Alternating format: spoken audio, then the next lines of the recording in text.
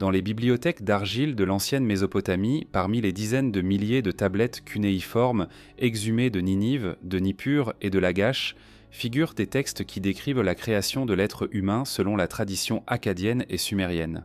Ces récits, dont le plus connu est l'Enuma Elish et le cycle mythologique entourant les figures divines appelées Anunnaki, ont été composés et recopiés sur plusieurs siècles, entre approximativement 2300 et 600 avant notre ère. Ils décrivent des êtres divins façonnant l'humanité à partir d'argile et de sang dans un but essentiellement servile. Ce que les tablettes transmettent réellement, ce sont des structures cosmologiques propres à une société hiérarchisée, des explications mythologiques de la condition humaine et des réflexions sur la relation entre les dieux et les mortels. L'idée qu'un texte akkadien révélerait une erreur génétique, crainte par des entités divines, repose sur une lecture anachronique de ces sources, projetant des catégories scientifiques modernes sur des documents religieux anciens. L'archéologie et l'assyriologie permettent d'examiner ce que ces textes disent réellement, dans leur contexte, avec leur propre structure de sens. En 1849, l'archéologue britannique Austen Henry Layard creusait les collines poussiéreuses de Kuyunjik, sur la rive orientale du Tigre, dans ce qui est aujourd'hui le nord de l'Irak. Sous ses pieds, enfouis depuis plus de 2 millénaires, se trouvaient les ruines de Ninive, capitale de l'Empire assyrien à son apogée. Ce qu'il exhuma au fil des semaines n'était pas de l'or ni des statues colossales, bien que celles-ci fussent également présentes. Ce qu'il découvrit, dans une aile particulière du palais du roi Assurbanipal, était quelque chose de plus durable et de plus complexe, une bibliothèque. Pas une bibliothèque au sens moderne du terme, avec des rayonnages de bois et des volumes reliés, mais une accumulation dense de tablettes d'argile cuite, gravées de milliers de signes cunéiformes pressés dans la matière encore fraîche par un calame de roseau. On estime que cette collection comportait à son zénith entre 25 et 30 000 tablettes ou fragments de tablettes. Elle représentait le savoir organisé d'une civilisation entière. Ces tablettes n'étaient pas des objets fragiles au sens ordinaire. L'argile, une fois cuite, parfois volontairement, souvent par les incendies qui ravagèrent les palais lors des conquêtes, devenait extrêmement résistante au temps. C'est ainsi que des textes rédigés sous le règne d'Assurbanipal au 7e siècle avant notre ère, mais copiés à partir de sources sumériennes et babyloniennes beaucoup plus anciennes, ont traversé 26 siècles pour parvenir jusqu'aux vitrines du British Museum à Londres, où la majorité de ces tablettes est aujourd'hui conservée. D'autres collections comparables ont été exhumées à Nippur, à Lagash, à Ur, à Uruk, à Ebla, à Mari, dans des contextes archéologiques s'échelonnant entre 3200 et 500 avant notre ère. Le corpus cunéiforme global représente aujourd'hui plus de 500 000 objets inscrits, dont une fraction seulement a été entièrement traduite et publiée. Ce chiffre est important. Il signifie que notre connaissance des textes mésopotamiens est réelle, substantielle, mais toujours partielle. Les assyriologues travaillent encore aujourd'hui sur des tablettes qui n'ont jamais été lues depuis l'Antiquité. Des textes économiques, des listes lexicales, des hymnes, des incantations, des observations astronomiques, des correspondances royales, des mythes cosmologiques, tout cela coexiste dans un corpus d'une richesse extraordinaire. Et c'est précisément dans ce corpus que l'on trouve les textes qui mentionnent les Anunnaki, la création de l'humanité et les relations complexes entre Dieu et mortels dans la pensée mésopotamienne. Il convient dès le départ d'établir une distinction que les assyriologues considèrent comme fondamentale. Les textes akkadiens et sumériens sont des documents religieux, liturgiques et cosmologiques. Ils ne sont pas des chroniques historiques au sens moderne. Ils n'enregistrent pas des événements observables de la même manière qu'un registre de temple ou un traité diplomatique. Les tablettes d'argile de la Mésopotamie ancienne constituent notre fenêtre la plus directe sur des justifications théologiques de la structure sociale.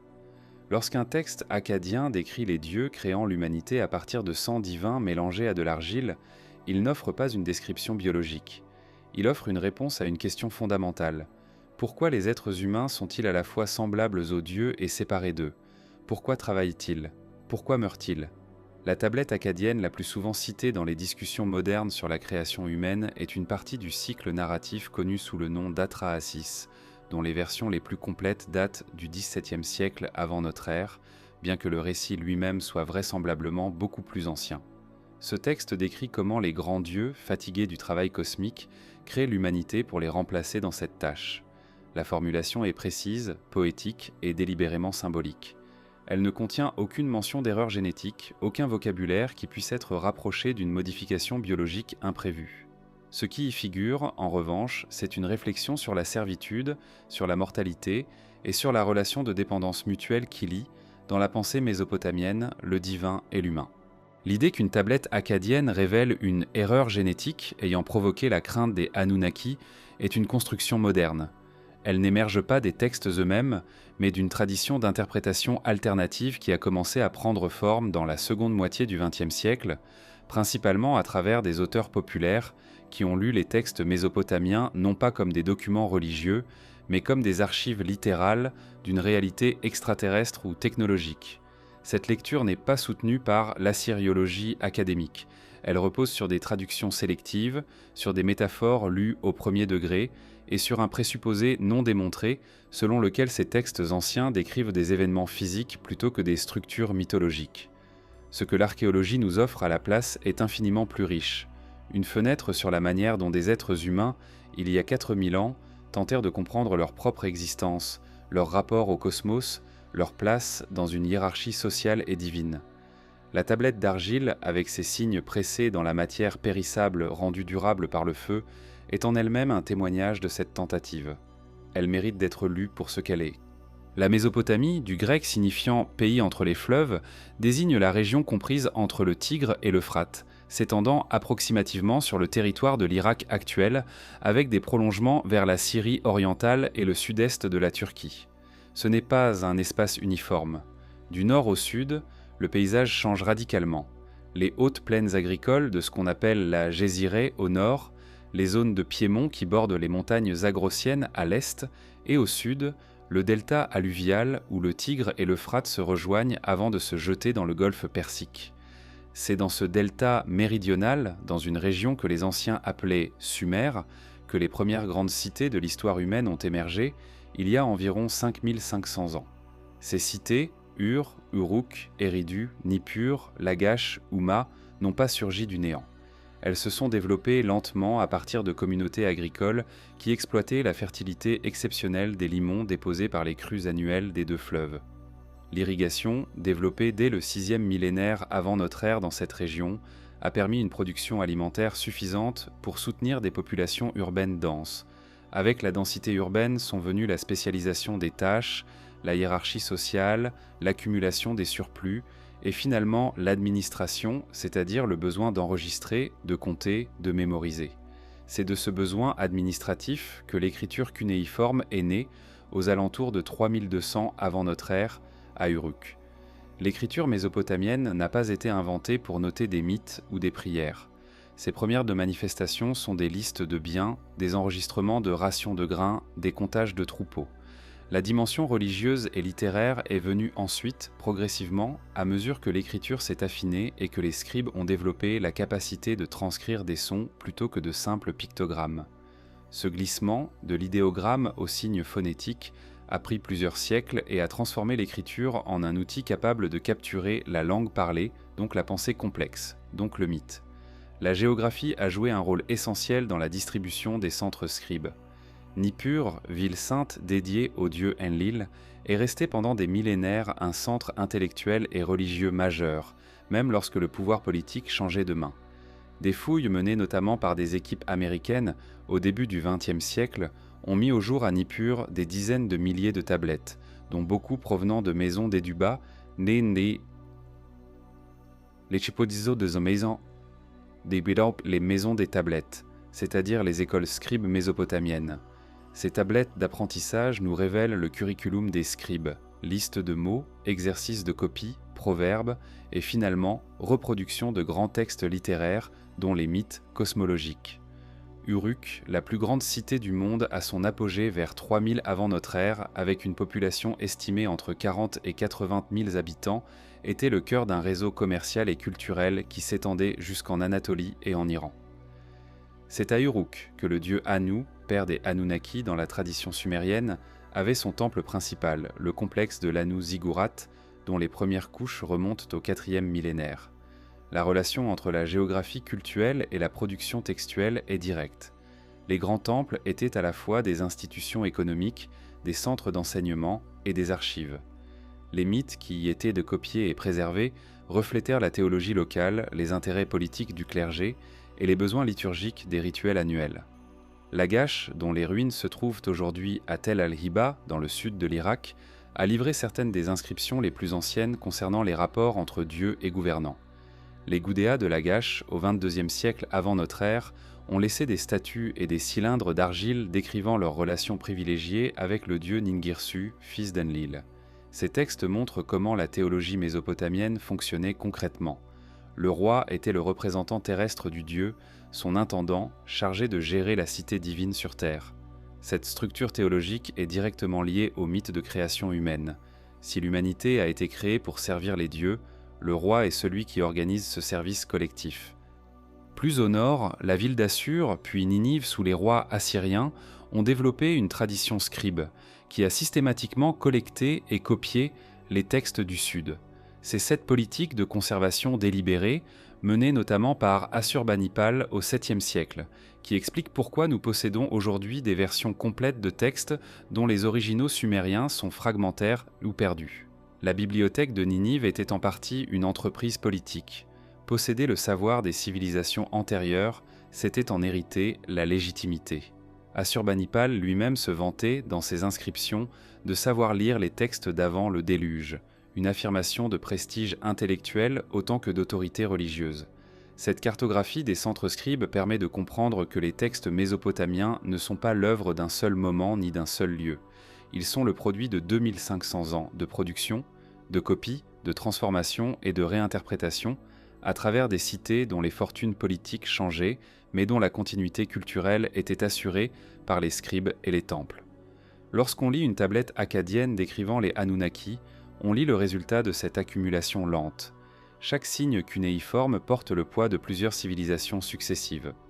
L'Enuma Elish et les Nans, dont le titre provient des 2 premiers mots du texte akkadien, signifiant « lorsqu'en haut » est le récit cosmologique le plus élaboré qui nous soit parvenu de la Mésopotamie ancienne. Il se compose de 7 tablettes, dont la version la plus complète a été reconstituée à partir de fragments provenant principalement de la bibliothèque de Ninive, avec des compléments tirés d'autres sites assyriens et babyloniens. Sa rédaction dans la forme que nous connaissons remonte vraisemblablement au 2e millénaire avant notre ère, probablement aux alentours du 12e ou 11e siècle, bien que ces sources soient la considérées comme beaucoup plus anciennes. Il était récité publiquement lors de la fête du Nouvel An babylonien, l'Akitu, une célébration cérémonielle qui réaffirmait chaque année la légitimité cosmologique du roi de Babylone et la suprématie de son dieu tutélaire, Marduk. La structure narrative de l'Enuma Elish est précise et hiérarchisée. Au commencement, le texte décrit un état primordial dans lequel rien n'existe encore sous une forme distincte. Apsu, le dieu des eaux douces souterraines, et Tiamat, la déesse des eaux salées océaniques, se mélangent dans un état indifférencié. De cette union naissent les premiers dieux, dont les générations successives s'avèrent de plus en plus turbulentes. Le bruit et l'agitation des dieux jeunes troublent le repos d'Apsu, qui décide, avec l'encouragement de son conseiller Moumou, de les détruire. Ce projet est déjoué par Ea, dieu de la sagesse et des eaux profondes, qui endort Apsu et le tue. C'est dans cet espace nouvellement conquis qu'Ea établit sa demeure et que naît son fils Marduk. Tiamat, poussé par d'autres dieux à venger la mort d'Apsu, rassemble une armée de monstres et désigne comme champion Kingu, un dieu guerrier qu'elle élève au rang d'époux. Face à cette menace, les grands dieux se tournent vers Marduk, qui accepte de combattre Tiamat à condition d'être proclamé dieu suprême. Il affronte Tiamat, la tue, et de son corps démembré, il façonne le cosmos. De ses 2 moitiés, il crée le ciel et la terre. De ses yeux, le Tigre et l'Euphrate. De sa queue, la Voie lactée. Le cosmos mésopotamien est donc, dans cette structure narrative, un organisme d'origine divine, façonné depuis un corps divin vaincu. La 6e tablette introduit la création de l'humanité. Pour soulager les dieux inférieurs de leur travail perpétuel, Marduk décide, avec le conseil d'Ea, de créer des êtres capables de les remplacer dans cette tâche. Kingu, le champion déchu de Tiamat, est exécuté et de son sang est façonnée l'humanité. Le texte est explicite sur ce point. Les êtres humains sont créés pour servir les dieux, pour assurer les rites, pour nourrir les temples. Ils portent en eux quelque chose du divin, le sang de Kingu, mais cette origine divine ne les élève pas. Elle les destine au service. Il est important d'examiner ce passage avec précision, car c'est lui qui est le plus souvent cité dans les interprétations alternatives. Kingu est décrit comme porteur des tablettes du destin, des objets symboliques que Tiamat lui avait confiés et qui représentent l'autorité cosmologique. Lorsque Marduk le vainc, il lui reprend ses tablettes. Kingu est ensuite exécuté. De son sang, dans une formulation akkadienne qui utilise le terme Damu, signifiant à la fois sang et descendance, l'humanité est créée. Ce geste est présenté non pas comme une erreur, non pas comme un accident, mais comme un acte délibéré, structuré, voulu par les grands dieux pour résoudre un problème pratique d'organisation cosmique.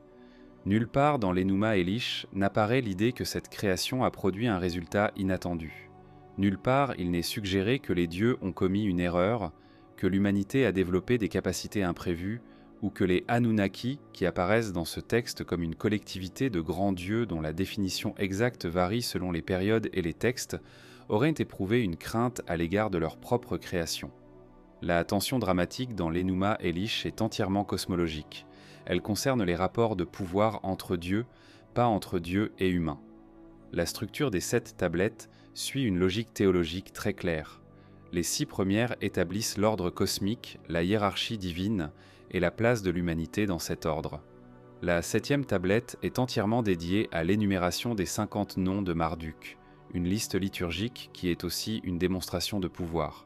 Chaque nom désigne un attribut ou une fonction divine, et en les possédant tous, Marduk absorbe et surpasse tous les autres dieux. Cette dernière tablette est moins un récit qu'un acte de légitimation politique habillé en cosmologie. Elle reflète l'ascension de Babylone comme puissance dominante en Mésopotamie méridionale et la promotion correspondante de son dieu local au rang de divinité suprême.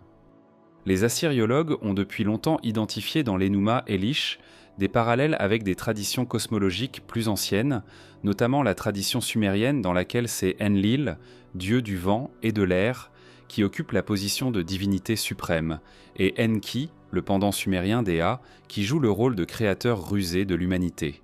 La substitution de Marduk à Enlil dans la version babylonienne reflète un changement de pouvoir politique réel. Lorsque Babylone supplante Nippur, le dieu de Babylone supplante le dieu de Nippur dans la hiérarchie cosmologique. Les textes religieux mésopotamiens sont ainsi des documents politiques autant que théologiques. Ce point est crucial pour toute tentative d'interprétation littérale de ces textes. Lorsqu'un texte affirme que Marduk a créé l'humanité du sang de Kingu, il ne décrit pas un événement biologique. Il articule une relation théologique entre la nature humaine, la nature divine et la structure de l'univers telle que la concevait une civilisation particulière à un moment particulier de son histoire. Lire ce texte comme une archive d'une réalité génétique ou extraterrestre, c'est ignorer la structure interne du document, son contexte de production et les 2 siècles d'assyriologie qui ont permis de l'analyser avec rigueur. Ce que l'Enuma Elish nous offre réellement est une fenêtre extraordinaire sur la manière dont une civilisation pensait la question de son origine et de sa place dans le cosmos. C'est un document d'une profondeur remarquable qui mérite d'être pris au sérieux précisément pour ce qu'il est. Le terme Anunnaki est aujourd'hui associé dans une large partie de la culture populaire à une théorie selon laquelle des êtres extraterrestres auraient visité la Terre ancienne et modifié génétiquement l'espèce humaine. Cette interprétation, popularisée à partir des années 1970 par l'auteur Zecharia Sitchin dans une série de livres intitulée « La 12e planète et ses suites », n'a aucun fondement dans l'assyriologie académique. Elle repose sur des traductions erronées, sur une méthode d'interprétation que les spécialistes des langues cunéiformes ont systématiquement réfutée et sur une lecture délibérément littérale de métaphores cosmologiques. Avant d'examiner ce que les textes cunéiformes disent réellement des Anunnaki, il est nécessaire d'établir clairement ce point, non pas pour clore la discussion, mais pour la situer correctement. Dans les textes sumériens les plus anciens, le terme Anunna ou Anunnaki désigne collectivement un groupe de grandes divinités. L'étymologie est débattue parmi les spécialistes. Certains y lisent « ceux du ciel et de la terre », d'autres « la progéniture royale du dieu Am ». An est le dieu du ciel dans la tradition sumérienne, la divinité la plus haute dans les premières hiérarchies théologiques, bien qu'il soit progressivement supplanté en importance pratique par Enlil, puis par Marduk dans la tradition babylonienne. Les Anunnaki ne forment pas, dans ces textes anciens, un groupe cohérent et bien défini. Leur composition, leur nombre et leurs attributs varient considérablement selon les textes, les périodes et les lieux de production. Dans certains textes sumériens du IIIe millénaire, les Anunnaki sont des juges des morts, siégeant dans le monde souterrain et rendant des décisions sur le sort des âmes défuntes. Cette fonction funéraire est particulièrement bien documentée dans les textes liés au culte de la déesse Inanna et dans les textes de lamentation. Dans d'autres contextes, notamment dans les hymnes à Enlil, les Anunnaki apparaissent comme les grands dieux qui délibèrent et prennent des décisions cosmologiques, l'assemblée divine qui détermine le destin des cités et des rois. Dans les textes akkadiens plus tardifs, notamment dans l'Enuma Elish et dans le cycle d'Atra-Assis, une distinction commence à émerger entre les Anunnaki, grands dieux du rang supérieur, et les Igigi, dieux de rang inférieur chargés du travail cosmique. C'est dans cette distinction que se trouve l'un des passages les plus souvent cités par les interprètes alternatifs. Dans le cycle d'Atra-Assis, les Igigi se rebellent contre leurs conditions laborieuses et refusent de continuer à creuser les canaux et à effectuer les travaux pénibles qui maintiennent le cosmos en ordre. C'est cette rébellion qui conduit les Anunnaki, sous la direction d'Enki et d'Enlil, à créer l'humanité comme solution au problème du travail divin. L'humanité, dans ce récit, est une invention pragmatique. Elle remplace les dieux inférieurs dans leurs tâches pénibles et leur permet de se reposer. Ce récit est extraordinairement sophistiqué sur le plan anthropologique. Il offre une explication mythologique de la condition laborieuse de l'être humain, de son rapport à la sueur et à la peine, et de sa dépendance à l'égard de forces supérieures. Mais nulle part dans ce récit, les Anunnaki n'expriment de crainte à l'égard de leur création. Ce qui se passe dans Atra-Assis est en réalité presque inverse. Après que l'humanité a été créée et s'est multipliée, c'est le bruit de la population croissante qui trouble le sommeil des dieux. Enlil, irrité par ce vacarme cosmique, décide à plusieurs reprises de réduire la population humaine, d'abord par la maladie, puis par la sécheresse et la famine, et finalement par le déluge. Ce récit du déluge, antérieur à la version biblique que nous connaissons, est clairement lié à la même tradition narrative proche orientale, et centré non pas sur la peur des capacités humaines, mais sur l'irritation divine face à la prolifération incontrôlée d'une création initialement utile. La figure d'Enki, le dieu de la sagesse et des eaux douces, joue dans ce récit un rôle de médiateur. Il est celui qui enseigne à Atra-Assis, le très sage, équivalent sumérien et akkadien du Noé biblique, comment construire un bateau et survivre au déluge. Cette intervention d'Enki contre la décision d'Enlil illustre un motif récurrent dans la mythologie mésopotamienne, la tension entre le dieu de l'ordre imposé et le dieu de la ruse bienveillante. Enki n'agit pas par crainte de l'humanité, il agit par attachement à sa propre création et par opposition aux méthodes brutales d'Enlil.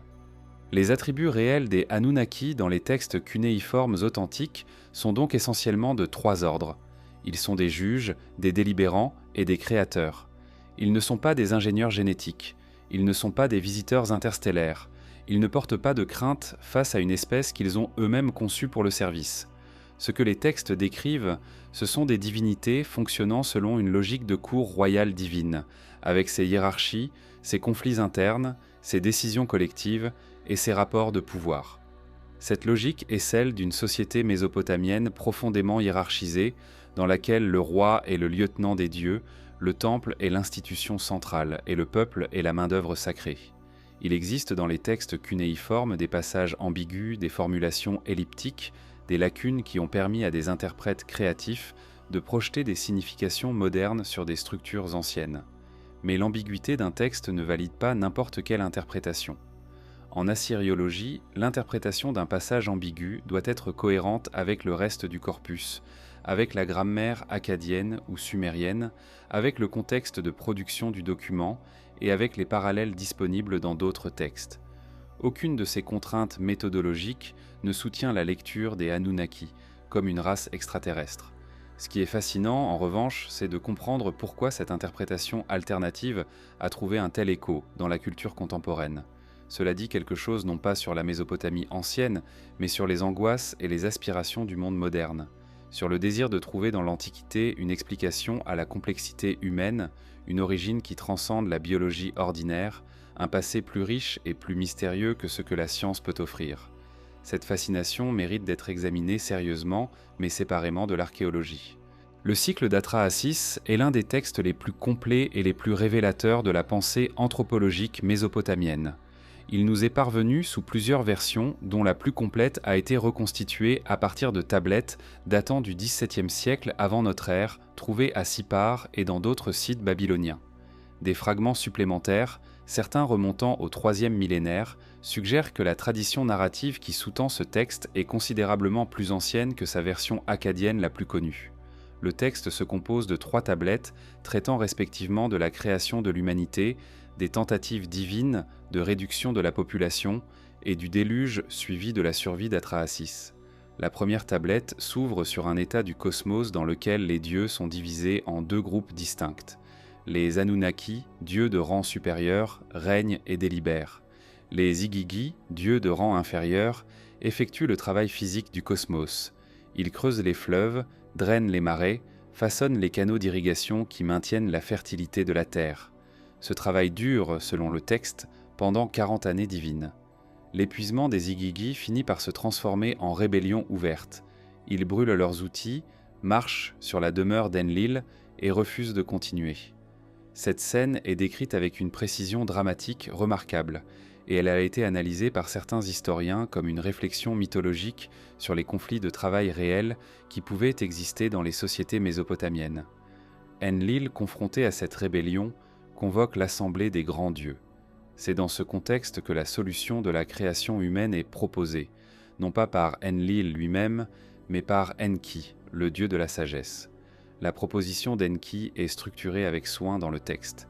Il faut créer un être capable de porter le dulu des dieux, terme akkadien désignant à la fois le travail pénible et la tâche imposée, la servitude structurelle. Cet être sera fait d'argile, la terre même que les Igigi travaillaient est de quelque chose de divin. La déesse Mami, aussi appelée Nintu ou Ninursag selon les versions, est chargée de façonner physiquement ces nouvelles créatures. La formulation du mélange créateur est l'un des passages les plus souvent cités et les plus souvent mal interprétés du texte. Enki propose que l'argile soit mélangée au tiru d'un dieu, terme traduit alternativement comme chair, sang ou essence. Un dieu est sélectionné, décrit comme porteur d'un tému, terme qui peut signifier intelligence, raison ou connaissance.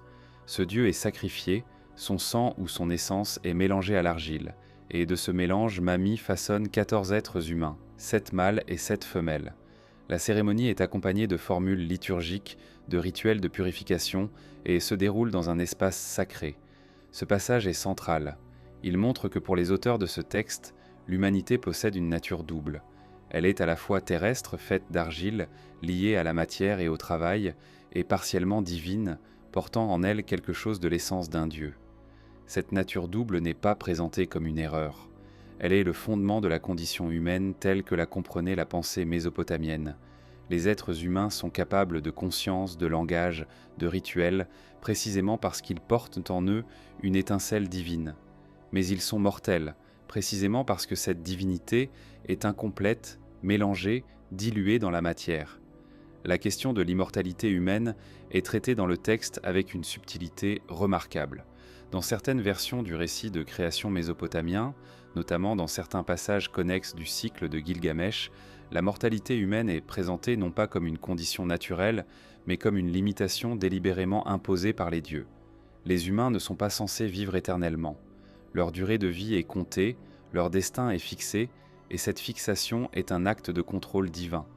Ce thème, la mortalité comme instrument de contrôle, est présent dans plusieurs traditions du Proche-Orient ancien et constitue l'un des motifs anthropologiques les plus répandus dans les mythologies de cette région. Ce n'est pas de la crainte, c'est de la politique cosmologique. Le cycle d'Atrahasis est l'un des textes les plus complets et les plus révélateurs de la pensée anthropologique mésopotamienne.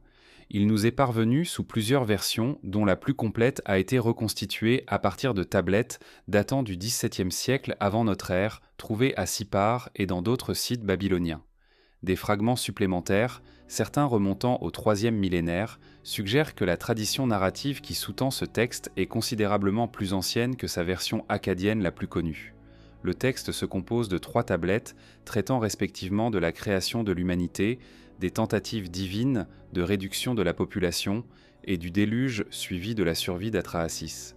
La première tablette s'ouvre sur un état du cosmos dans lequel les dieux sont divisés en 2 groupes distincts. Les Anunnaki, dieux de rang supérieur, règnent et délibèrent. Les Igigi, dieux de rang inférieur, effectuent le travail physique du cosmos. Ils creusent les fleuves, drainent les marais, façonnent les canaux d'irrigation qui maintiennent la fertilité de la terre. Ce travail dure, selon le texte, pendant 40 années divines. L'épuisement des Igigi finit par se transformer en rébellion ouverte. Ils brûlent leurs outils, marchent sur la demeure d'Enlil et refusent de continuer. Cette scène est décrite avec une précision dramatique remarquable, et elle a été analysée par certains historiens comme une réflexion mythologique sur les conflits de travail réels qui pouvaient exister dans les sociétés mésopotamiennes. Enlil, confronté à cette rébellion, convoque l'assemblée des grands dieux. C'est dans ce contexte que la solution de la création humaine est proposée, non pas par Enlil lui-même, mais par Enki, le dieu de la sagesse. La proposition d'Enki est structurée avec soin dans le texte. Il faut créer un être capable de porter le dulu des dieux, terme akkadien désignant à la fois le travail pénible et la tâche imposée, la servitude structurelle. Cet être sera fait d'argile, la terre même que les Igigi travaillaient est de quelque chose de divin. La déesse Mami, aussi appelée Nintu ou Ninursag selon les versions, est chargée de façonner physiquement ces nouvelles créatures. La formulation du mélange créateur est l'un des passages les plus souvent cités et les plus souvent mal interprétés du texte. Enki propose que l'argile soit mélangée au tiru d'un dieu, terme traduit alternativement comme chair, sang ou essence. Un dieu est sélectionné, décrit comme porteur d'un tému, terme qui peut signifier intelligence, raison ou connaissance. Ce dieu est sacrifié, son sang ou son essence est mélangé à l'argile, et de ce mélange, Mami façonne 14 êtres humains, 7 mâles et 7 femelles. La cérémonie est accompagnée de formules liturgiques, de rituels de purification, et se déroule dans un espace sacré. Ce passage est central. Il montre que pour les auteurs de ce texte, l'humanité possède une nature double. Elle est à la fois terrestre, faite d'argile, liée à la matière et au travail, et partiellement divine, portant en elle quelque chose de l'essence d'un dieu. Cette nature double n'est pas présentée comme une erreur. Elle est le fondement de la condition humaine telle que la comprenait la pensée mésopotamienne. Les êtres humains sont capables de conscience, de langage, de rituel, précisément parce qu'ils portent en eux une étincelle divine. Mais ils sont mortels, précisément parce que cette divinité est incomplète, mélangée, diluée dans la matière. La question de l'immortalité humaine est traitée dans le texte avec une subtilité remarquable. Dans certaines versions du récit de création mésopotamien, notamment dans certains passages connexes du cycle de Gilgamesh, la mortalité humaine est présentée non pas comme une condition naturelle, mais comme une limitation délibérément imposée par les dieux. Les humains ne sont pas censés vivre éternellement. Leur durée de vie est comptée, leur destin est fixé, et cette fixation est un acte de contrôle divin. Ce thème, la mortalité comme instrument de contrôle, est présent dans plusieurs traditions du Proche-Orient ancien et constitue l'un des motifs anthropologiques les plus répandus dans les mythologies de cette région. Ce n'est pas de la crainte, c'est de la politique cosmologique. La deuxième tablette d'Atrahasis décrit la multiplication de l'humanité et les réponses divines successives à cette prolifération. Enlil envoie d'abord la maladie, incarnée par le dieu Namtar, puis la sécheresse, sous l'action d'Adad, puis une famine prolongée. À chaque fois, Enki intervient discrètement pour avertir Atrahasis et lui indiquer comment fléchir les dieux par des rites et des offrandes appropriées. Cette tension répétée entre Enlil et Enki structure une grande partie de la mythologie mésopotamienne. D'un côté, le dieu de l'ordre qui cherche à maintenir le cosmos dans des limites définies, de l'autre, le dieu de la sagesse qui protège son œuvre par la ruse et la connaissance. Finalement, Enlil décide que seul le déluge peut résoudre définitivement le problème de la surpopulation humaine. Il fait jurer à tous les dieux de ne pas avertir les humains. Enki, respectant la lettre mais non l'esprit de ce serment, ne parle pas directement à Atrahasis mais parle au mur de sa maison en roseau, sachant qu'Atrahasis entendra. Cette subtilité narrative est significative. Elle montre l'intelligence comme valeur suprême dans la tradition d'Enki et l'humanité comme protégée non par la force mais par la sagesse. La troisième tablette décrit la construction du bateau, le déluge lui-même et sa cessation. Lorsque les dieux, après le déluge, sentent les fumées des offrandes d'Atrahasis, ils réalisent qu'ils ont besoin de l'humanité, non seulement pour le travail, mais pour les rites, pour la nourriture sacrificielle, pour le maintien du cosmos cultuel. Cette reconnaissance est présentée dans le texte comme une prise de conscience. Les dieux ont failli détruire ce dont ils dépendent. La solution finale, proposée par Enki, est d'introduire la mortalité comme régulateur naturel de la population humaine en créant des femmes stériles, des prêtresses célibataires et des démons infanticides. Ce dénouement est d'une sophistication anthropologique extraordinaire. Il présente la mortalité et l'infertilité non pas comme des punitions, mais comme des mécanismes d'équilibre cosmique. La condition humaine, avec ses limites biologiques et sa brièveté, est le résultat d'un ajustement pragmatique entre les besoins des dieux et les capacités d'une création qui a failli être trop réussie. Ce n'est pas une erreur génétique, c'est une régulation cosmologique. Pour comprendre les mythes mésopotamiens dans leur pleine dimension, il est indispensable d'examiner l'environnement physique dans lequel ces textes ont été produits. La Mésopotamie ancienne n'était pas simplement un paysage de sable et de soleil. C'était un écosystème complexe, instable, soumis à des variations climatiques significatives sur le long terme, et dont la productivité exceptionnelle reposait sur un équilibre fragile entre l'eau, la terre et le travail humain. Cet environnement a directement façonné la pensée religieuse et mythologique de ses habitants d'une manière que l'archéologie environnementale commence seulement à mesurer pleinement. Le golfe Persique, au 5e millénaire avant notre ère, s'étendait beaucoup plus loin vers le nord qu'aujourd'hui. Les données paléogéographiques suggèrent que la ville d'Ur, aujourd'hui dans le désert irakien à plusieurs centaines de kilomètres des côtes, était à cette époque une cité côtière ou semi-côtière. Le delta alluvial du Tigre et de l'Euphrate progressait vers le sud à mesure que les fleuves déposaient leurs sédiments, repoussant progressivement la ligne de rivage. Ce fait géologique a des implications importantes pour la compréhension des mythes du déluge mésopotamien. Les populations du delta vivaient dans une relation constante avec l'eau, les inondations et la menace d'une submersion permanente. Les crues annuelles du Tigre et de l'Euphrate étaient fondamentalement différentes de celles du Nil égyptien. Le Nil inondait de manière prévisible, régulière et déposait un limon fertile avant de se retirer dans des délais relativement constants. Les fleuves mésopotamiens, en revanche, connaissaient des crues imprévisibles, parfois catastrophiques, pouvant survenir à n'importe quel moment du printemps et de l'été, selon les précipitations et la fonte des neiges dans les montagnes zagrossiennes et tauriennes. Ces crues pouvaient détruire des récoltes entières, inonder des cités, déplacer des populations. La mémoire de ces événements hydrologiques extrêmes est directement lisible dans la mythologie du déluge. Les recherches archéologiques menées à Ur par Léonard Woolley dans les années 1920 ont mis au jour une couche de sédiments alluviaux stériles épaisse d'environ 2,5 mètres, interposée entre deux niveaux d'occupation humaine distincts.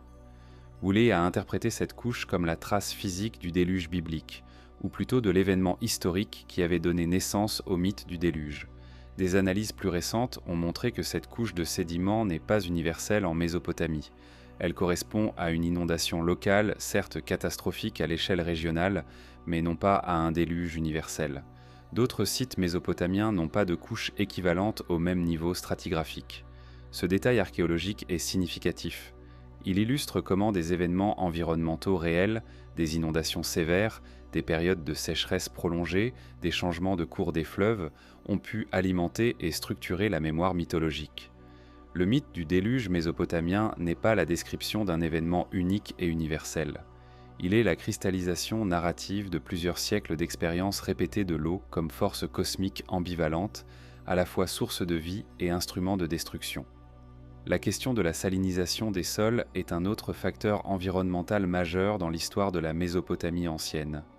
L'irrigation intensive, pratiquée depuis le 6e millénaire, entraînait une accumulation progressive de sel dans les couches superficielles du sol. Ce processus, bien documenté par les archéologues et les paléobotanistes à travers l'analyse des restes végétaux dans les sites archéologiques, a graduellement transformé les terres agricoles les plus productives du delta méridional en zones de plus en plus salines. Entre 2500 et 1700 avant notre ère, la proportion d'orge, une céréale plus résistante au sel que le blé, dans les récoltes mésopotamiennes passe progressivement de quelques dizaines de pourcents à la quasi-totalité des cultures, avant que même l'orge ne devienne difficile à cultiver dans certaines régions. Cette dégradation progressive des terres agricoles a eu des conséquences politiques et démographiques considérables. Elle a contribué au déclin de plusieurs grandes cités sumériennes méridionales et au déplacement du centre de gravité politique vers le nord, vers Babylone et la Syrie, où les sols n'étaient pas encore épuisés par des millénaires d'irrigation intensive. Les textes de lamentation sumériens, qui décrivent la destruction et l'abandon de grandes cités comme Nippur, Ur ou Uruk, reflètent en partie cette réalité environnementale. Les dieux qui abandonnent une cité dans ces textes métaphorisent un déclin qui a des causes écologiques autant que politiques. Le climat de la Mésopotamie ancienne a également connu des variations sur le long terme qui ont affecté les sociétés de manière significative. L'événement climatique de 4200 avant notre ère, une période de sécheresse sévère et prolongée qui a touché une vaste zone allant du Proche-Orient à l'Asie du Sud, a été associé par les archéologues au déclin de plusieurs cultures néolithiques tardives et à des migrations de population. Plus tard, vers 2200 avant notre ère, un autre épisode de sécheresse prolongée a été mis en relation avec le collapse de l'Empire akkadien, la première grande structure impériale de l'histoire mésopotamienne.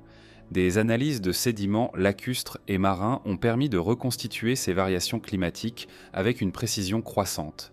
Ces données environnementales ne sont pas anecdotiques. Elles constituent le fond sur lequel la pensée religieuse et mythologique mésopotamienne s'est développée. Lorsque les textes décrivent les dieux décidant d'envoyer la sécheresse ou la maladie pour contrôler la population humaine, ils reflètent une expérience réelle d'événements catastrophiques dont les causes étaient inconnues et dont les effets étaient attribués à des volontés supérieures. La personnification des forces naturelles en divinité, Hadad pour le vent et la pluie, Nana pour la lune et les marées, Utu pour le soleil et la justice, est une réponse cognitive à un environnement perçu comme animé par des intentions. L'archéologie environnementale nous permet donc de lire les mythes mésopotamiens à un niveau supplémentaire de complexité. Ils ne sont pas seulement des récits théologiques ou des instruments politiques. Ils sont aussi des archives de l'expérience humaine face à un environnement qui se transformait, qui menaçait, qui nourrissait et qui détruisait. Cette couche de lecture environnementale est indispensable pour comprendre pourquoi les mythes de la création mésopotamienne insistent autant sur le travail, la peine, la mortalité et la dépendance. Ce ne sont pas des métaphores arbitraires. Ce sont les cristallisations d'une expérience millénaire de survie dans un delta à la fois fertile et imprévisible.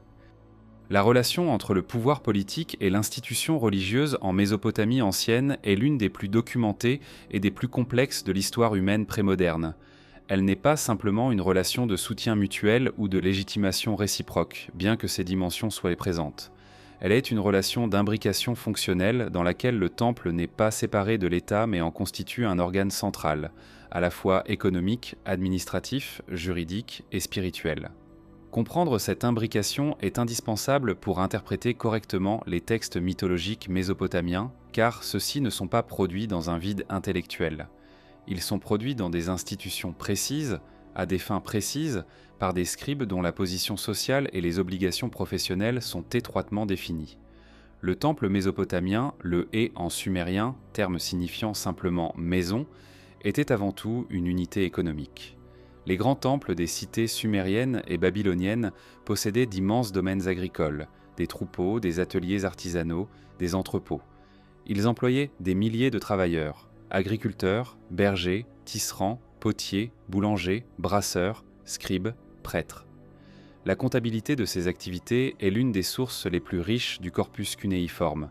Des dizaines de milliers de tablettes administratives enregistrent des rations alimentaires, des transferts de biens, des distributions de laine et de grains avec une précision bureaucratique remarquable. Ces textes administratifs coexistent dans les mêmes archives avec les textes mythologiques et liturgiques, et les deux types de documents sont produits par les mêmes institutions. Cette coexistence n'est pas accidentelle. Elle reflète la nature du temple comme institution totale. Il gérait à la fois les biens matériels de la divinité et les obligations rituelles qui permettaient à cette divinité de continuer à protéger la cité. La divinité, dans la pensée mésopotamienne, avait des besoins concrets. Elles devaient être nourries, habillées, baignées, diverties. Les statues cultuelles des dieux, fabriquées de bois précieux et d'or, recevaient 3 repas par jour, des vêtements neufs selon les saisons, des concerts de musique, des processions publiques. Cette anthropomorphisation des divinités n'est pas naïve. Elle est fonctionnelle.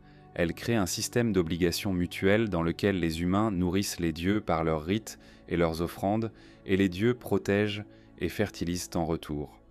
C'est dans ce contexte que le mythe de la création humaine trouve sa signification la plus profonde. Si l'humanité a été créée pour le service des dieux, ce service se manifeste concrètement dans les activités du temple. Le travail agricole qui nourrit le temple, le travail artisanal qui produit ses biens, le travail scribe qui enregistre ses transactions, tout cela est, dans la logique mythologique mésopotamienne, l'accomplissement de la fonction pour laquelle les êtres humains ont été créés. La mythologie ne justifie pas seulement la condition humaine abstraitement. Elle justifie une organisation sociale très précise dans laquelle l'institution templière occupe le centre. Le roi dans ce système n'est pas simplement un chef militaire ou politique. Il est le grand prêtre, le représentant terrestre de la divinité, l'intendant chargé de gérer la cité au nom du dieu qui en est le propriétaire réel. Cette conception est explicite dans de nombreux textes royaux. Les rois sumériens se décrivent comme élevés par une divinité particulière, comme choisis pour exercer la royauté. Leur titre inclut souvent des références à la relation privilégiée qui les lie à leur dieu tutélaire. La légitimité royale est ainsi entièrement dépendante de l'approbation divine, ce qui donne au clergé templier un pouvoir de validation et potentiellement de contestation considérable.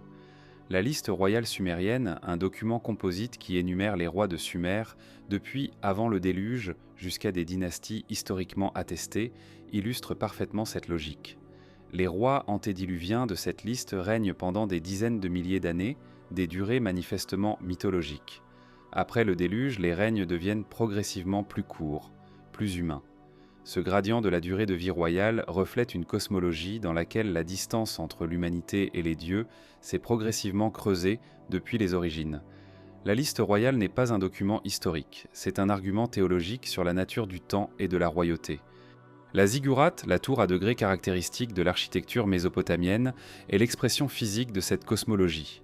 Elle représente la montagne cosmique, le point de jonction entre le ciel et la terre, le lieu où le dieu descend pour rencontrer son représentant humain. Les ziggourats n'étaient pas accessibles au public. Leur sommet abritait une chambre divine, parfois décrite dans les textes comme le lieu de repos du dieu ou comme le lieu de l'union sacrée entre la divinité et le roi. L'archéologie a mis au jour les fondations de plusieurs de ces structures, dont celle d'Ur-Nammu à Ur, datant du XXIe siècle avant notre ère, l'une des mieux préservées de la Mésopotamie méridionale. La distribution du pouvoir entre temples et palais variait selon les périodes et les cités. Au IIIe millénaire, certaines cités étaient de facto des théocraties dans lesquelles le temple contrôlait la majorité des ressources économiques. Progressivement, avec l'essor des dynasties royales plus affirmées, notamment celle d'Akkad, sous Sargon, le palais a commencé à accumuler un pouvoir indépendant, parfois en tension avec les institutions templières. Cette tension est documentée dans des textes juridiques, dans des correspondances royales et dans des hymnes qui reflètent les négociations permanentes entre les deux pôles du pouvoir. L'empire néo-assyrien, entre le IXe et le VIIe siècle avant notre ère, a développé une version particulièrement élaborée de cette relation. Les rois assyriens se présentaient comme les champions d'Assur, le dieu national, et justifiaient leurs campagnes militaires comme des missions divines d'extension du domaine d'Assur sur le monde. Les textes royaux assyriens, avec leur rhétorique de la guerre sainte et du mandat divin, illustrent jusqu'où pouvait aller l'imbrication du politique et du religieux dans la tradition mésopotamienne. Comprendre ce système institutionnel permet de relativiser les interprétations qui lisent dans les textes mythologiques mésopotamiens des révélations cachées ou des savoirs supprimés. Ces textes n'étaient pas secrets. Ils étaient récités publiquement lors des grandes fêtes. Ils étaient copiés dans les écoles scribes. Ils circulaient à travers les cités et les empires. Leur fonction n'était pas de dissimuler une vérité, mais au contraire de l'articuler aussi clairement et aussi puissamment que possible dans le cadre de systèmes institutionnels qui en tiraient leur légitimité. L'extinction d'une tradition d'écriture est un événement lent, rarement dramatique dans le moment, mais d'une importance historique considérable.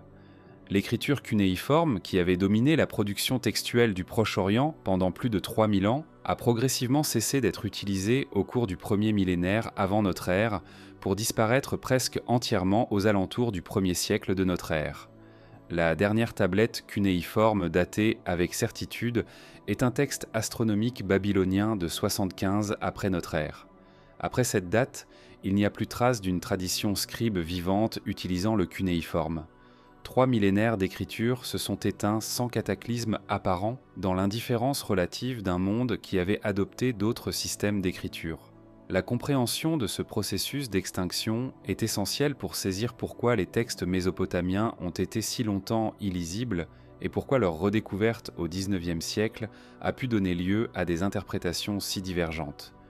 Entre la disparition de la dernière pratique cunéiforme vivante et le déchiffrement du cunéiforme par Henry Rawlinson et ses contemporains dans les années 1840 et 1850, il s'est écoulé environ 18 siècles pendant lesquels personne ne pouvait lire ces textes. 18 siècles de silence. Ce silence est une donnée fondamentale. La cause principale du déclin du cunéiforme est l'expansion de l'araméen comme langue de communication commerciale et diplomatique au Proche-Orient à partir du premier millénaire avant notre ère.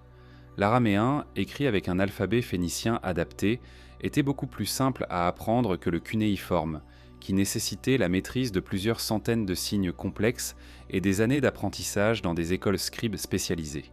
Pour les besoins ordinaires du commerce, de l'administration quotidienne, de la correspondance, l'araméen offrait une efficacité incomparablement supérieure. Le cunéiforme a progressivement été repoussé vers des usages de plus en plus spécialisés et de plus en plus ésotériques. À l'époque séleucide, après les conquêtes d'Alexandre le Grand à la fin du IVe siècle avant notre ère, le cunéiforme survit principalement dans des contextes astronomiques et rituels. Les astronomes babyloniens dont les tablettes de cette période constituent certains des documents scientifiques les plus sophistiqués de l'Antiquité, continuent à écrire en cunéiforme akkadien. Les temples maintiennent une tradition scribe liée aux rituels et aux liturgies ancestrales, mais le grec est devenu la langue de l'administration, de la philosophie, de la diplomatie. Le cunéiforme est désormais une langue de spécialistes, pratiquée dans des cercles de plus en plus étroits. La conquête parthe, puis sassanide, de la Mésopotamie au IIe et IIIe siècle avant notre ère accélère ce processus. Les nouvelles élites dirigeantes n'ont aucun rapport avec la tradition cunéiforme. Les temples babyloniens, privés de leur soutien institutionnel traditionnel, déclinent économiquement et en personnel qualifié. La transmission du savoir scribe, qui reposait sur un système d'apprentissage transmis de maître à disciple dans les édubas, se fragilise à mesure que le nombre de praticiens diminue. Et à un certain moment, que les archéologues ne peuvent pas identifier avec précision car ils ne laissent aucune trace documentaire directe, la chaîne se rompt. Plus personne ne sait lire le cunéiforme. Ce moment de rupture est d'une importance philosophique considérable. Il signifie que des millions de tablettes, contenant des siècles de pensées religieuses, littéraires, scientifiques et administratives, sont devenues physiquement présentes mais intellectuellement inaccessibles. Elles étaient là dans le sol de la Mésopotamie, attendant d'être exhumées. Mais leur contenu était aussi opaque que s'il n'avait jamais existé. Des voyageurs grecs et romains avaient décrit les collines de Mésopotamie, parfois mentionné des ruines impressionnantes, mais personne ne pouvait lire les inscriptions qui les couvraient là. Cette inaccessibilité prolongée a eu un effet important sur la manière dont la Mésopotamie a été imaginée et représentée dans les cultures postérieures. Les récits bibliques, qui préservent des traditions narratives clairement liées au mythe mésopotamien, le déluge, la tour de Babel, les jardins d'Éden, la figure d'Enkidu, ont transmis ces traditions dans un cadre théologique très différent, sans la connaissance de leur contexte d'origine.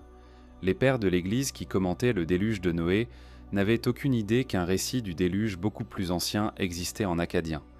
Cette ignorance structurelle a permis à des interprétations très divergentes de s'établir et de se consolider.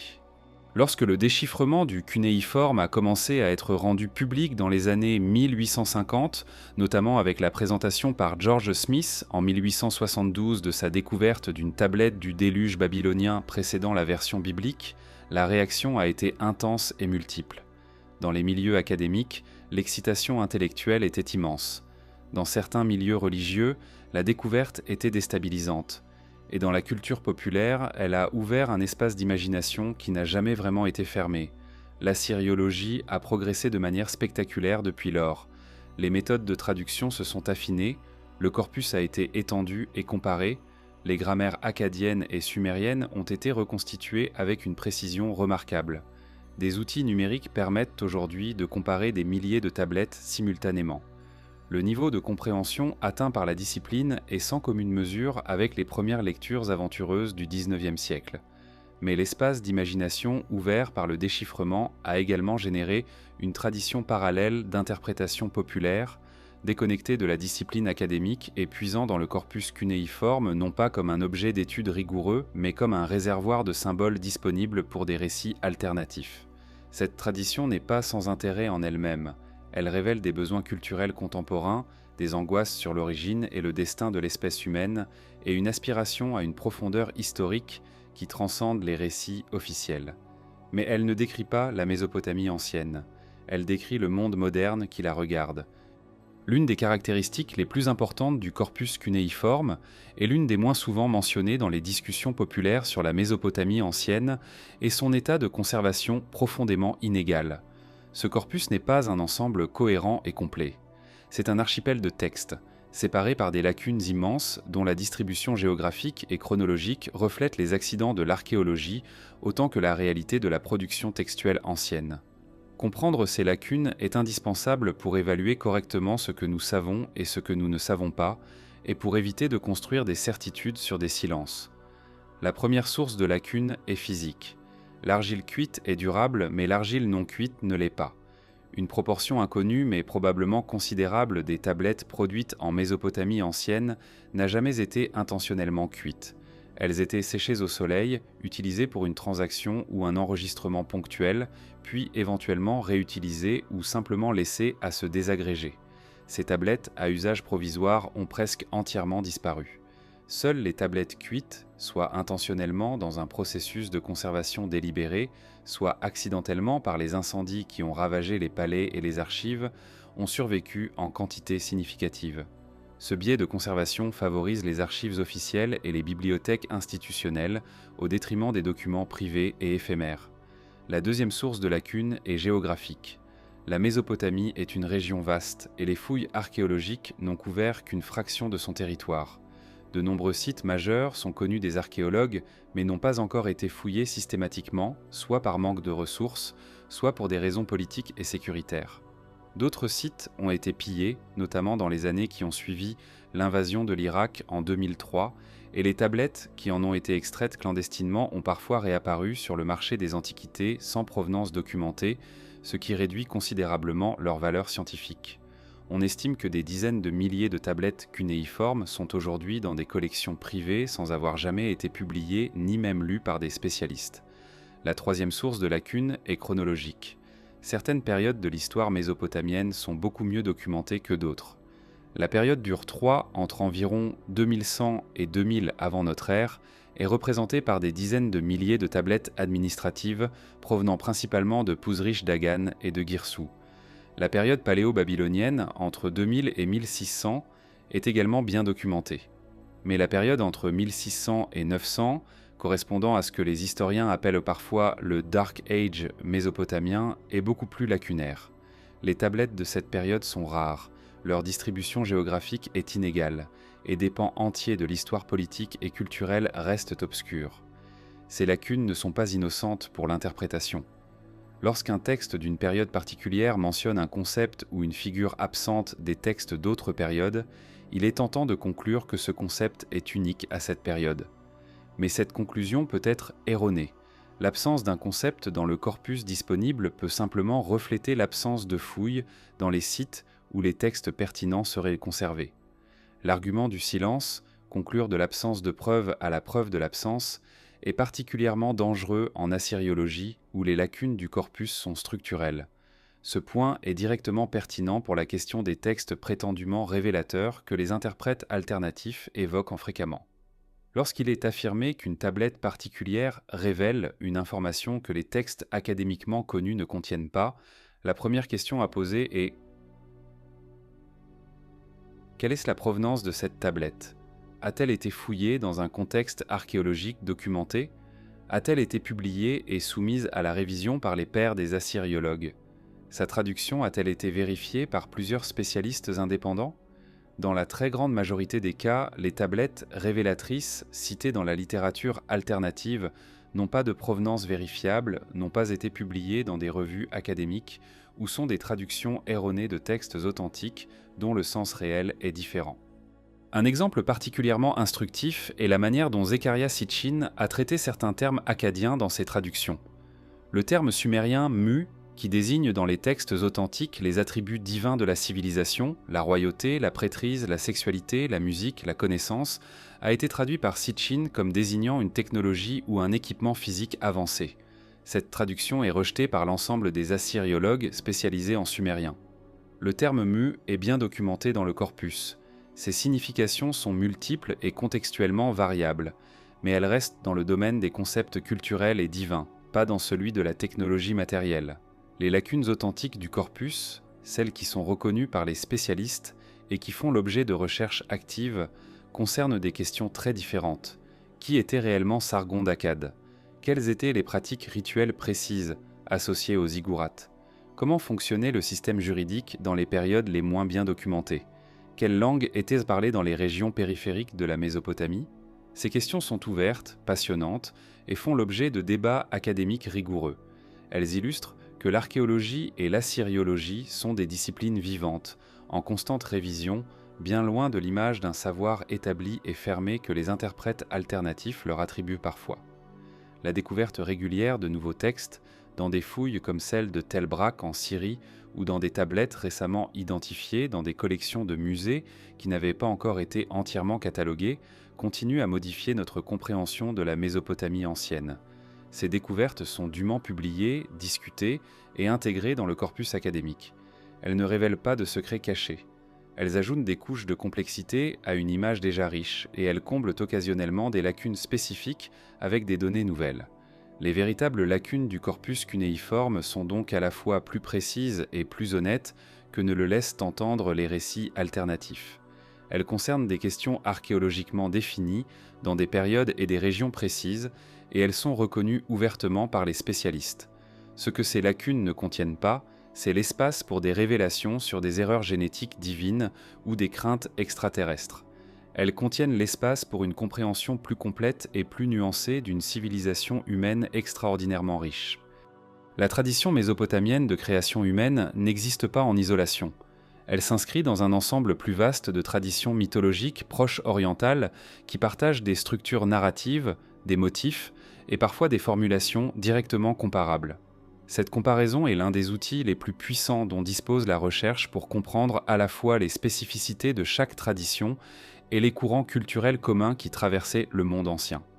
Elle permet également d'évaluer jusqu'à quel point les textes mésopotamiens reflètent des réalités locales particulières ou participent d'une grammaire mythologique plus large du Proche-Orient. La tradition ougaritique, issue des textes découverts à Ras Shamra en Syrie à partir de 1929, offre le premier grand système de comparaison. Rédigés en langue ougaritique, une langue sémitique proche de l'hébreu et de l'akkadien, ces textes datent principalement du XIVe et XIIIe siècle avant notre ère. Ils décrivent un panthéon dirigé par El, un dieu père comparable à An ou Enlil dans la tradition mésopotamienne, et par Baal, le dieu du vent et de la pluie, dont les combats contre des forces chaotiques, notamment le dieu de la mer Yam et le dieu de la Mormoth, rappellent la structure narrative de l'Enuma Elish. La création de l'humanité n'est pas aussi centralement développée dans les textes ougaritiques conservés, mais des fragments suggèrent l'existence de traditions comparables. La tradition hittite, issue de l'empire anatolien qui a dominé une grande partie de l'Asie mineure entre 1600 et 1200 avant notre ère, offre des parallèles encore plus saisissants. Les mythes hittites de Kumarbi, un dieu détrôné qui avale l'organe sexuel d'Anu pour concevoir un successeur divin, présentent des structures de conflits générationnels entre dieux qui rappellent à la fois la théogonie mésopotamienne et, de manière frappante, la théogonie grecque d'Hésiode. Ces parallèles ont conduit les spécialistes à postuler des échanges culturels substantiels entre les traditions mythologiques du Proche-Orient ancien et les premières formulations de la mythologie grecque, probablement transmises par des voies commerciales et diplomatiques à travers la Méditerranée orientale. La tradition égyptienne, géographiquement voisine mais culturellement distincte, développe des réponses différentes aux mêmes questions cosmologiques. La création de l'humanité en Égypte est généralement moins centrale et moins dramatisée que dans les textes mésopotamiens. Les êtres humains y apparaissent souvent comme des créations secondaires ou incidentes, issues des larmes du dieu solaire Ré ou façonnées par le dieu potier Khnum sur son tour. La mortalité humaine n'est pas conçue en Égypte comme une limitation imposée par des dieux prudents, mais comme une étape dans un cycle cosmique de régénération auquel l'âme du défunt peut participer à travers les rites funéraires appropriés. Cette différence de conception de la mort et de l'au-delà entre les traditions mésopotamiennes et égyptiennes est fondamentale et reflète des réponses cosmologiques très différentes à une expérience humaine universelle. La tradition hébraïque biblique est celle qui entretient les relations les plus directes et les plus documentées avec les textes mésopotamiens. Les ressemblances entre le récit du déluge dans la Genèse et le récit du déluge dans Atrahasis et dans le cycle de Gilgamesh ont été reconnues dès 1872, lorsque George Smith a présenté sa découverte de la tablette du déluge babylonien à la Société d'archéologie biblique de Londres. Ces ressemblances ne se limitent pas à la structure narrative du déluge, l'avertissement divin, la construction d'un bateau, la survie d'un homme juste et de sa famille, l'envoi d'oiseaux pour tester la récession des eaux, l'offrande sacrificielle après le déluge, la bénédiction divine. Elles s'étendent à des formulations précises qui suggèrent une dépendance textuelle directe ou une source commune très proche. La question de savoir dans quel sens s'est exercée cette influence, si les auteurs bibliques ont emprunté aux textes mésopotamiens ou si les deux traditions remontent à une source commune encore plus ancienne, est débattue dans la recherche académique. Ce qui est établi, c'est que les populations qui ont produit les textes bibliques les plus anciens étaient en contact étroit avec la Mésopotamie, notamment pendant la période de l'exil babylonien au VIe siècle avant notre ère, lorsque des populations judéennes ont été déportées à Babylone et ont vécu pendant des décennies dans la capitale de l'empire néo-babylonien, entourées de temples, de scribes et de textes cunéiformes. Ces comparaisons interculturelles montrent que les thèmes qui structurent les mythes mésopotamiens de création, le travail comme destin humain, la mortalité comme limite imposée, la relation de service entre humanité et divinité, le déluge comme réinitialisation cosmique, sont des réponses à des questions universelles de l'expérience humaine, articulées dans des cadres culturels particuliers.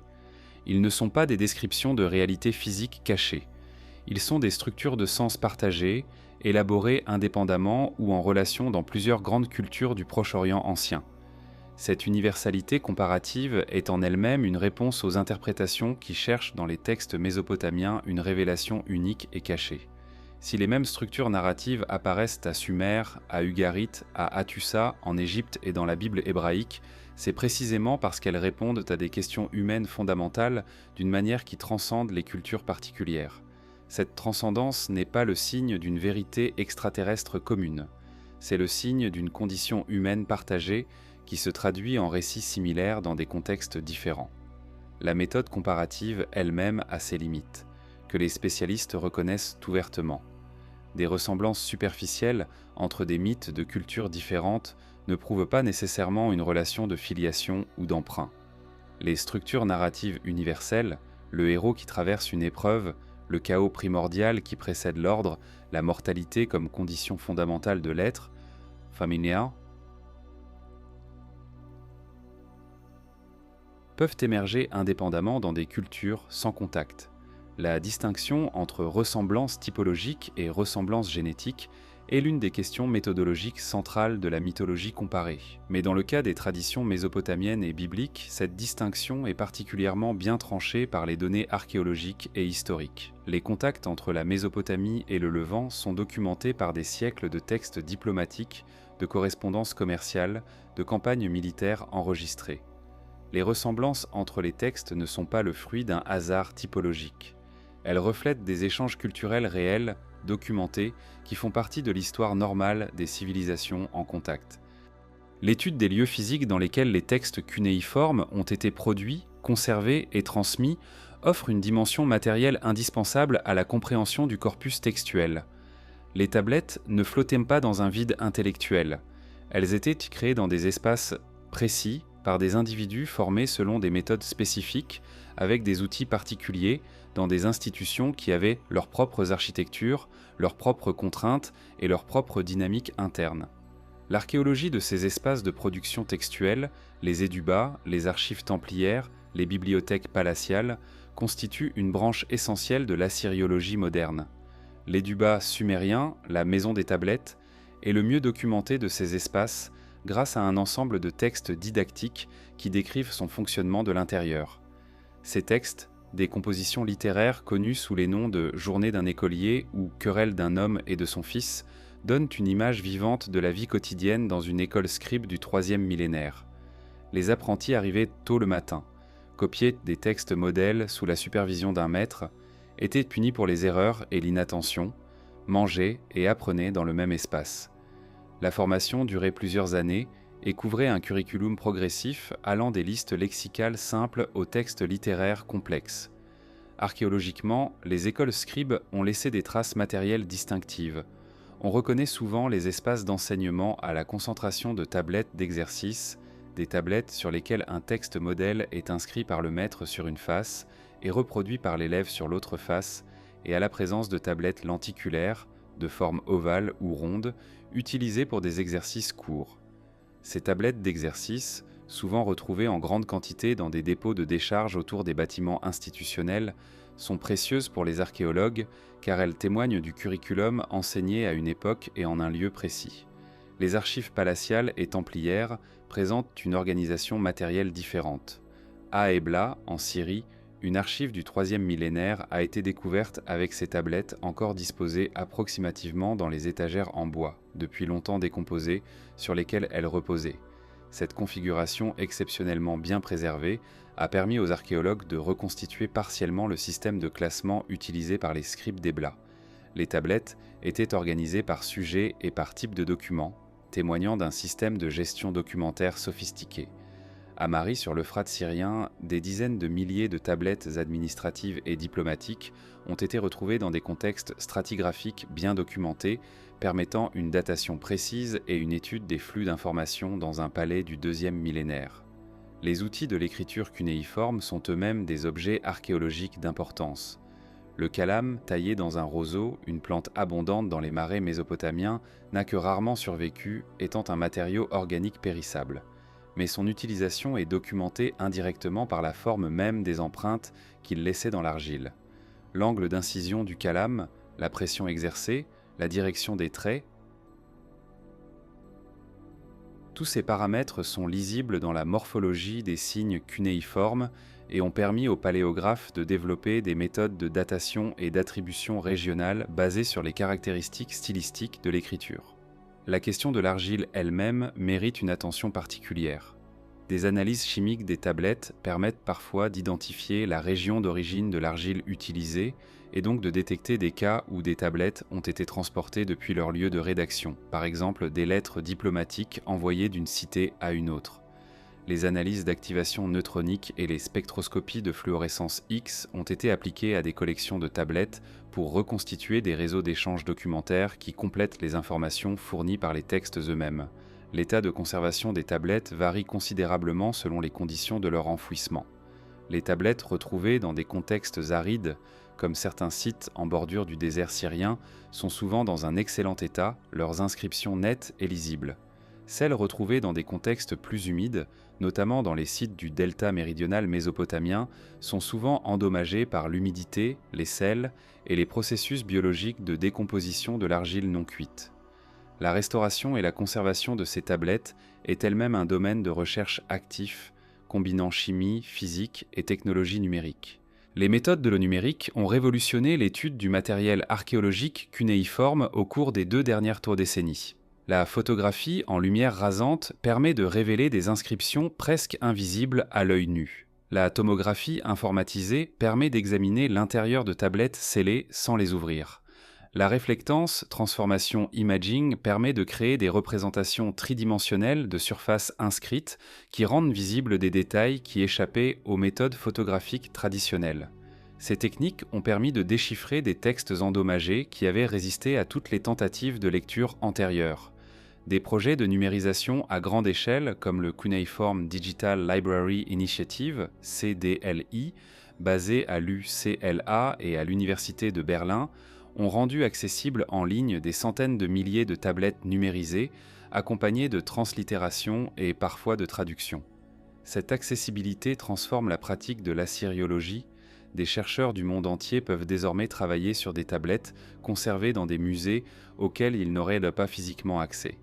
Elle transforme également, dans une certaine mesure, la relation du grand public au texte cunéiforme en rendant possible des consultations directes, même si leur interprétation correcte requiert toujours la maîtrise de langues et de méthodes spécialisées. C'est dans ce contexte de ressources croissantes et de méthodes en évolution rapide que la compréhension du corpus cunéiforme continue à progresser. Chaque campagne de fouille apporte potentiellement de nouvelles tablettes. Chaque avancée technologique permet de lire des textes précédemment illisibles. Et chaque publication académique contribue à raffiner la compréhension d'un corpus qui, après 2 siècles de déchiffrement et d'analyse, révèle encore régulièrement des surprises, non pas des secrets cachés, mais des nuances nouvelles, des connexions inattendues, des détails qui enrichissent et complexifient une image déjà extraordinairement riche. L'une des transitions culturelles les plus significatives de l'histoire mésopotamienne ancienne est celle qui s'est opérée entre la période sumérienne et la période akkadienne, approximativement entre 2350 et 2000 avant notre ère. Cette transition n'est pas simplement un changement de langue dominante dans la production textuelle, elle représente une transformation profonde des structures politiques, religieuses et artistiques de la Mésopotamie, avec des conséquences durables sur la manière dont les mythes cosmologiques ont été formulés et transmis. Comprendre cette transition est essentiel pour saisir pourquoi les textes que nous appelons akkadiens, comme l'Enuma Elish ou la version akkadienne du cycle de Gilgamesh, portent en eux des strates multiples d'origine et d'intention. La tradition sumérienne, qui avait dominé la production culturelle de la Mésopotamie méridionale depuis le 4e millénaire, était associée à une organisation politique en cités-États relativement autonomes, chacune placée sous la protection d'une divinité tutélaire particulière. Les grandes cités sumériennes, Ur, Uruk, Lagash, Nippur, Eridu, avaient chacune leur propre panthéon local, leur propre mythe, leur propre tradition rituelle. La coexistence de ces panthéons locaux au sein d'une tradition religieuse commune était gérée par des mécanismes de synchronisation théologique, notamment à Nippur, qui fonctionnait comme un centre religieux supralocal où les divinités des différentes cités étaient intégrées dans une hiérarchie commune. L'empire akkadien, fondé par Sargon d'Akkad aux alentours de 2334 avant notre ère, a constitué la première tentative de centralisation politique à grande échelle en Mésopotamie. Sargon et ses successeurs ont conquis les cités sumériennes une à une et ont intégré leur territoire sous une administration centralisée. Cette unification politique a eu des conséquences théologiques directes. Les divinités locales sumériennes ont dû être intégrées dans un panthéon impérial cohérent, et la langue akkadienne, langue sémitique qui coexistait avec le sumérien depuis des siècles en Mésopotamie, est devenue la langue de l'administration et progressivement de la production textuelle de prestige. La bilingualité culturelle qui caractérise cette période est l'une des données les plus fascinantes de l'histoire intellectuelle mésopotamienne. Pendant plusieurs siècles, les scribes ont produit des textes en sumérien et en akkadien, souvent en créant des versions bilingues d'un même texte, le sumérien étant la langue de la tradition savante et religieuse, l'akkadien étant la langue de la communication politique et administrative. Cette bilingualité n'était pas une simple traduction. Elle impliquait souvent une réinterprétation substantielle des textes, une adaptation au cadre théologique et politique de la période akkadienne. La chute de l'empire akkadien, aux alentours de 2154 avant notre ère, est l'un des premiers effondrements politiques majeurs de l'histoire que nous pouvons étudier avec une certaine précision. Les textes de l'époque, notamment les Malédictions d'Akkad, un texte littéraire qui attribue la chute de la cité d'Akkad à la colère du dieu Enlil suite aux imprudences sacrilèges du roi Naram-Sin, illustre comment la pensée religieuse mésopotamienne interprétait les désastres politiques. L'Empire ne s'est pas effondré par des erreurs stratégiques ou des faiblesses structurelles dans le discours de l'époque. Il s'est effondré parce que le roi avait offensé les dieux. Cette grille d'interprétation théologique des événements politiques est caractéristique de la pensée mésopotamienne et colore fortement la production textuelle de toutes les périodes. La renaissance sumérienne de la troisième dynastie de Ur, entre 2 1112 et 2004 avant notre ère, a vu un retour délibéré au sumérien comme langue de prestige, accompagné d'une extraordinaire floraison littéraire. C'est à cette période qu'appartient une grande partie des textes mythologiques sumériens que nous connaissons sous leurs formes les plus élaborées.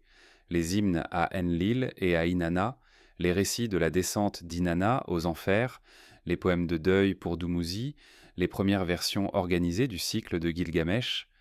Cette production littéraire n'était pas simplement nostalgique. Elle était une affirmation politique et culturelle de la primauté sumérienne face aux populations sémitiques dont la pression démographique et politique était croissante. La chute de la troisième dynastie d'Ur, provoquée en partie par des invasions de peuples amorites venus de l'Ouest et par une période de sécheresse documentée dans des textes administratifs qui enregistrent la diminution des rations de grains, a ouvert la période paléo-babylonienne caractérisée par la fragmentation politique et la coexistence de plusieurs royaumes rivaux. C'est dans ce contexte que le babylonien, une variante de l'akkadien, est devenu la principale langue de la production culturelle et que les grandes compilations mythologiques que nous connaissons ont reçu leurs formes les plus proches de celles que nous lisons aujourd'hui. Cette succession de périodes, sumérienne, akkadienne, néo-sumérienne, paléo-babylonienne, n'est pas simplement une chronologie politique. C'est une succession de reformulations théologiques et littéraires dans lesquelles chaque culture dominante a réinterprété l'héritage des précédentes selon ses propres priorités. Les mythes de création, les récits de déluge, les épopées héroïques ne sont pas des documents d'une seule époque. Ils sont des palimpsestes dans lesquels plusieurs couches d'interprétation sont superposées et dont la décomposition est l'une des tâches les plus délicates et les plus fascinantes de l'assyriologie. Cette complexité chronologique a des implications directes pour toute tentative de lire les textes mésopotamiens comme un témoignage uniforme d'une réalité singulière. La tradition akkadienne n'est pas un bloc homogène. Elle est un ensemble de textes produits sur plus d'un millénaire, dans des contextes politiques et institutionnels très différents, par des scribes dont les formations, les intentions et les auditoires variaient considérablement. Lire un passage d'un texte akkadien sans tenir compte de sa strate chronologique spécifique, c'est risquer de confondre des significations qui appartiennent à des époques et à des contextes entièrement distincts. Traduire une langue ancienne est toujours un acte d'interprétation autant que de restitution. Cette affirmation vaut pour le latin classique ou le grec ancien, dont les traditions grammaticales sont documentées depuis des siècles. Elle vaut a fortiori pour le sumérien et l'akkadien, des langues mortes dont le déchiffrement n'a commencé qu'au milieu du XIXe siècle et dont certains aspects grammaticaux et sémantiques font encore l'objet de débats actifs parmi les spécialistes. Comprendre les limites de la traduction est indispensable pour évaluer correctement ce que les textes cunéiformes disent réellement et ce qu'ils ne disent pas. Le sumérien est une langue isolée, sans parenté démontrée avec aucune autre langue connue. Cette situation est rare et complique considérablement son étude. Il n'existe pas de langue cousine dont la grammaire ou le vocabulaire puissent servir de référence comparative. La reconstruction de la grammaire sumérienne repose entièrement sur l'analyse interne du corpus, complétée par les listes bilingues sumérien-akkadien que les scribes babyloniens ont produites en grand nombre et qui constituent l'un des outils les plus précieux des assyriologues. Mais ces listes elles-mêmes ont leurs limites. Elles reflètent la compréhension qu'avaient les scribes babyloniens du sumérien à leur époque, qui n'est pas nécessairement identique à la signification originale des termes dans les textes sumériens les plus anciens. L'akkadien, en revanche, est une langue sémitique apparentée à l'arabe, à l'hébreu, à l'araméen et à l'éthiopien. Cette parenté facilite considérablement son étude. La grammaire et le vocabulaire peuvent être éclairés par comparaison avec d'autres langues sémitiques mieux connues. Mais cette familiarité apparente peut aussi être trompeuse. Des termes qui ressemblent à des mots arabes ou hébreux connus peuvent avoir en akkadien des significations différentes, partielles ou contextuellement variables. La méthode comparative doit donc être appliquée avec prudence, en veillant à ne pas projeter sur l'akkadien des significations empruntées à d'autres langues sémitiques sans vérification dans le corpus akkadien lui-même. La question du vocabulaire cosmologique et théologique est particulièrement délicate. Les termes qui désignent les dieux, les forces cosmiques, les concepts religieux abstraits sont souvent polysémiques. Ils peuvent avoir plusieurs significations selon le contexte.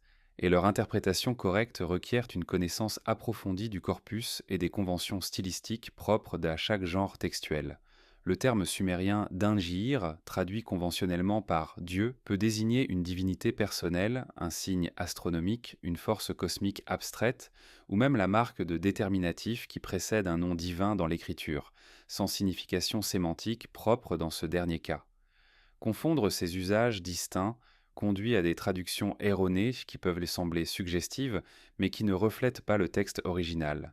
La méthode de Sitchin, dont les œuvres constituent le principal fondement de l'interprétation alternative des textes cunéiformes, a été évaluée par plusieurs assyriologues compétents, notamment Michael Heiser, qui a publié une analyse détaillée de ces erreurs de traduction. Ces analyses montrent systématiquement que Sitchin traduit des termes akkadiens et sumériens de manière à les faire correspondre à un cadre interprétatif préétabli, plutôt que de déduire le cadre interprétatif de la traduction rigoureuse. Il traduit le terme sumérien Nibiru, un terme astronomique qui désigne vraisemblablement Jupiter ou une étoile particulière selon les contextes, comme le nom d'une planète inexistante dans notre système solaire. Il traduit le terme Anunnaki comme signifiant ceux qui sont venus du ciel sur la terre, une traduction qui n'est soutenue par aucune analyse grammaticale rigoureuse du composé sumérien. Ces erreurs ne sont pas anodines. Elles illustrent un problème méthodologique fondamental. L'interprétation préalable détermine la traduction, au lieu que la traduction rigoureuse détermine l'interprétation. C'est l'inverse de la méthode philologique. En assyriologie académique, la traduction d'un passage douteux est accompagnée d'une discussion explicite des alternatives possibles, des parallèles dans d'autres textes et des limites de l'interprétation proposée. Cette transparence méthodologique est absente des œuvres d'interprétation alternative qui présentent des traductions contestables avec une assurance que le corpus ne justifie pas. Les progrès récents de l'assyriologie ont également mis en évidence des problèmes dans des traductions plus anciennes, qui avaient été acceptées pendant des décennies. La révision de certaines traductions canoniques du XIXe et du début du XXe siècle, à mesure que la compréhension des langues s'est affinée et que de nouveaux textes comparatifs ont été découverts, est un processus normal et continu de la discipline. Ces révisions ne constituent pas des révélations qui invalideraient l'ensemble de l'assyriologie. Elles constituent la progression normale d'une science qui s'affine progressivement. Un exemple concret est la traduction du terme akkadien etemu, souvent traduit comme esprit ou fantôme dans les textes relatifs au monde des morts.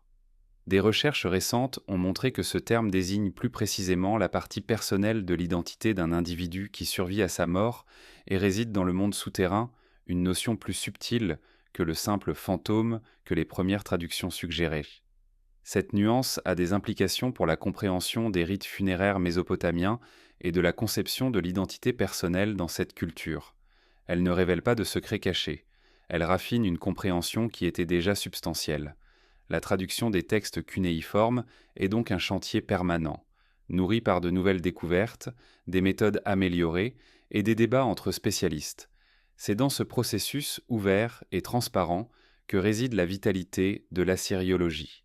Et c'est précisément cette ouverture qui rend d'autant plus visible la rigidité des interprétations alternatives qui n'évoluent pas en réponse aux nouvelles données et qui ne s'inscrivent pas dans un dialogue avec la discipline dont elles prétendent réinterpréter les sources.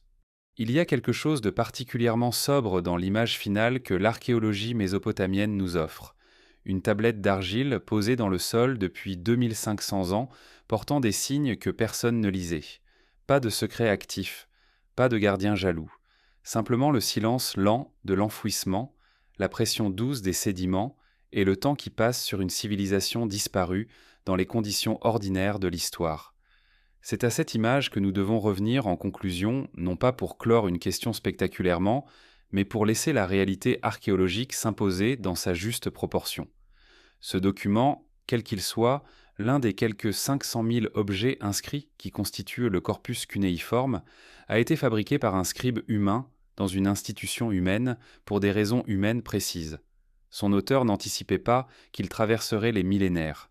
Il répondait à une commande, remplissait une obligation, accomplissait une tâche dans le cadre d'un système institutionnel dont les exigences étaient claires et immédiates. La tablette était peut-être une liste de rations de grains, peut-être une copie d'exercice d'un apprenti scribe, peut-être un fragment d'hymne destiné à être récité lors d'une fête saisonnière, Elle était dans tous les cas un objet ordinaire dans son contexte. Pas un artefact mystérieux, pas un message codé, pas une révélation destinée à des générations futures qui n'existaient pas encore dans l'imagination de son auteur. Ce retour à l'ordinaire de la tablette n'est pas une réduction, c'est au contraire une valorisation. Ce qui est extraordinaire dans le corpus cunéiforme, ce n'est pas qu'il contiendrait des révélations cachées que des interprètes modernes auraient enfin déchiffrées. C'est qu'il constitue la documentation la plus ancienne et la plus abondante que nous possédions de l'expérience humaine organisée. Chaque tablette, aussi ordinaire fût-elle dans son contexte, est aujourd'hui un document irremplaçable sur la manière dont des êtres humains pensaient, travaillaient, priaient, comptaient, se disputaient, commerçaient, mouraient. Cette banalité est précieuse. Les textes mythologiques et cosmologiques qui ont été au cœur de cette discussion, l'Enuma Elish, le cycle d'Atrahasis, les hymnes aux Anunnaki, ne font pas exception à cette règle de la normalité productive. Ils étaient des textes vivants dans des institutions vivantes. Ils répondaient à des besoins sociaux, politiques, religieux concrets. Ils étaient copiés, récités, discutés, interprétés par des communautés qui n'avaient aucune idée qu'ils deviendraient, des millénaires plus tard, le terrain d'une fascination culturelle mondiale. La question posée par le titre de ce documentaire, une erreur génétique qui aurait fait craindre les Anunnaki, est une question du XXIe siècle posée à des textes du deuxième et du troisième millénaire avant notre ère. Elle projette sur ces textes des catégories cognitives, la génétique, la manipulation biologique, la peur d'une création qui échappe à son créateur, qui appartiennent au monde contemporain et non au monde mésopotamien ancien. Les auteurs des textes cunéiformes ne pensaient pas en termes de génétique. Ils pensaient en termes de sang comme métaphore de l'essence et de la filiation, en termes de service comme structure cosmologique, en termes de mortalité comme régulation divine d'une création qui avait proliféré au-delà des attentes initiales. Ces pensées sont profondes. Elles méritent d'être prises au sérieux pour ce qu'elles sont.